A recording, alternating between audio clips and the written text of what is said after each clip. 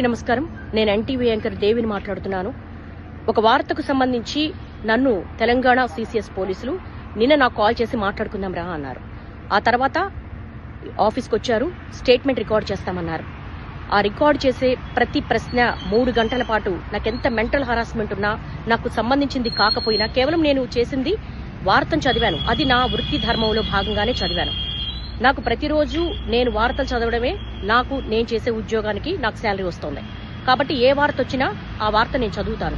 అందులో భాగంగా చేసిన నా వృత్తి ధర్మంలో వాళ్ళు నన్ను అడిగినప్పుడు ప్రతి ప్రశ్నకు నేను స్టూడియోలో ఎంటర్ అయిన దగ్గర నుంచి మినిట్ టు మినిట్ వాళ్ళకి ఆన్సర్ చేశాను. 3 గంటల పాటు నాకు ఎంత మెంటల్ హరాస్మెంట్ ఉన్నప్పటికీ కూడా చాలా పేషెన్సీగా ఇచ్చాను. అయినప్పటికీ మళ్ళీ నిన్న రాత్రి కాల్ చేశారు. నిన్న రాత్రి కాల్ చేసి మళ్ళీ ఈ రోజు పొద్దున మళ్ళీ స్టేట్మెంట్ రికార్డ్ చేయాలి, మళ్ళీ రమ్మన్నారు. నేను ఒక మహిళా జర్నలిస్ట్ ని. నా ఇంటికి వచ్చారు, నా హస్బెండ్ తో మాట్లాడారు. నిజానికి నా ఇంట్లో వాళ్ళు ఇబ్బంది పెట్టాల్సినంత అవసరం లేదు.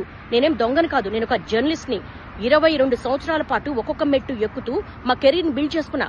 ప్రతి జర్నలిస్టు కూడా వాళ్ళ వృత్తి ధర్మంలో భాగంగానే వార్తలు అందిస్తారు. ఓకే, జరిగిన దానికి మేము క్షమాపణ కూడా చెప్పాం. అయినప్పటికీ కూడా ఒక మహిళను కూడా చూడకుండా ఇంటి దగ్గరికి పోలీసులు పంపించాల్సిన అవసరం ఏంటి? నా హస్బెండ్ తో మాట్లాడాల్సినంత అవసరం ఏంటి? ఇవన్నీ కూడా ఎందుకు తెలంగాణ పోలీసులు ఇంత దాష్టికానికి పాల్పడుతున్నారు? ఒక మహిళా జర్నలిస్టు పట్ల నేను కూడా మహిళనే కదా. ఓకే, ఒక మహిళకి ఇబ్బంది జరిగింది అని మాట్లాడినప్పుడు నాకు మహిళనే, నాకు ఒక సెల్ఫ్ రెస్పెక్ట్ ఉంటుంది, నాకు ఒక కుటుంబం ఉంటుంది. నా కుటుంబంలో సంబంధించినంత వరకు కూడా వాళ్ళ సేఫ్ కూడా నేను చూసుకుంటాను. కానీ ఎందుకు ఇంత దాష్టికానికి పాల్పడుతున్నారు? ఇది చాలా అన్యాయము. ఇలా నన్ను రోడ్ల మీద పరిగెత్తించడం అనేది న్యాయం కాదు.